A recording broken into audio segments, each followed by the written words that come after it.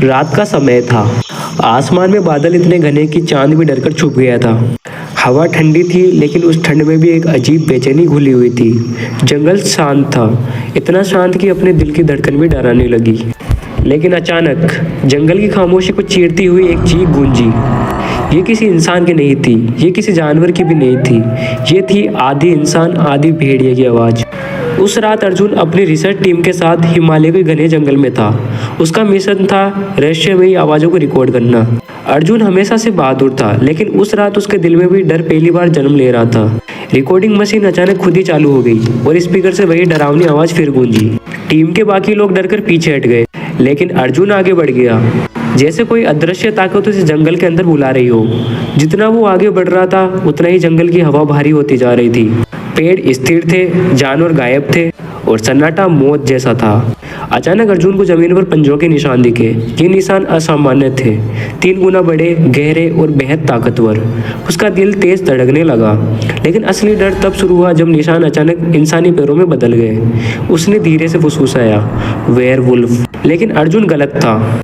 ये कोई साधारण वेयरवुल्फ नहीं था, क्योंकि जंगल में मौजूद सारे भेड़िए अचानक एक साथ बैठ गए, जैसे किसी राजा के सामने झुक गए हो। और फिर अंधेरे में 2 लाल आंखें चमकी।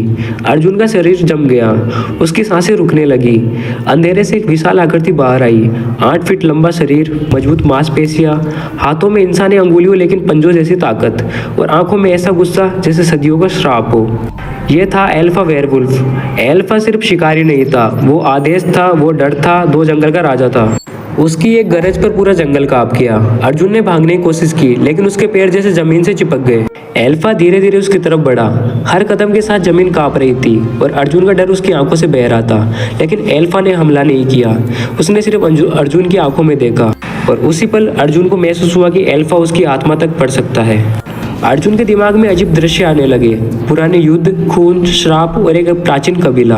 उसे समझ आया, अल्फा वेयरवुल्फ कोई जानवर नहीं बल्कि एक प्राचीन श्रापित योद्धा था, जो कभी इंसान था लेकिन सत्ता और शक्ति के लालच में राक्षस बन गया। अचानक अल्फा ने जोर से चीख मारी और पूरे जंगल में मौजूद भेड़िए एक साथ गरज उठे। वो हमला नहीं था, वो आदेश था।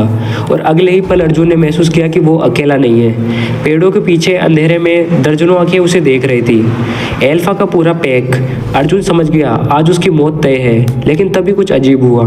अल्फा अचानक रुक गया और उसकी आंखों में गुस्से की जगह दर्द दिखा, जैसे वो खुद अपने श्राप से लड़ रहा हो। उस पल अर्जुन ने अल्फा में एक राक्षस नहीं बल्कि एक कैदी देखा। लेकिन ये एहसास ज्यादा देर तक नहीं रहा, क्योंकि अल्फा ने फिर से गरजते हुए हमले किए। अर्जुन भागा, इतना तेज जितना वो कभी नहीं भागा था। उसकी सांस टूट रही थी, दिल फटने जैसा लग रहा था, लेकिन पीछे मौत दौड़ रही थी। जंगल में अंधेरा गहरा होता जा रहा था और हर तरफ अल्फा की गरज गूंज रही थी। अर्जुन अचानक गिर पड़ा, उसका कैमरा हाथ से छूट गया और रिकॉर्डिंग चालू हो गई। आखिरी दृश्य जो कैमरे में कैद हुआ, अल्फा वेयरवुल्फ की आंखें और उसकी भयावह चीख।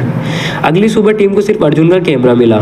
अर्जुन गायब था, लेकिन असली रहस्य कैमरे में रिकॉर्ड आवाज़ थी। वैज्ञानिक आज तक उसे समझ नहीं पाए, क्योंकि उस आवाज़ में सिर्फ गुस्सा नहीं था बल्कि दर्द, श्राप और अकेलापन भी था। कुछ लोग कहते हैं अल्फा वेयरवुल्फ आज भी जंगल में है, अपने श्राप से लड़ता हुआ। और कुछ का मानना है कि अल्फा अब इंसानों के बीच छुप कर जी रहा है। लेकिन सच क्या है, ये आज भी एक रहस्य है, और शायद कुछ रहस्य कभी सुलझाने के लिए नहीं होते।